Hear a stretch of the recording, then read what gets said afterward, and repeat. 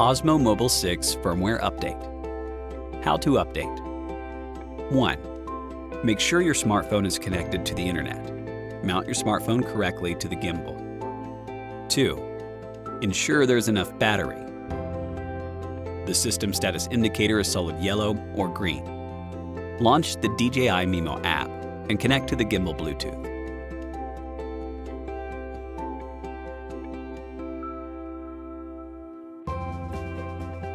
3. If there's new firmware, DJI MIMO will send a prompt for an update. 4. Tap the prompt to download the latest firmware. After downloading, tap to install and start updating. 5. The update takes about 2 minutes while the system status indicator alternates, blinking red and green. 6.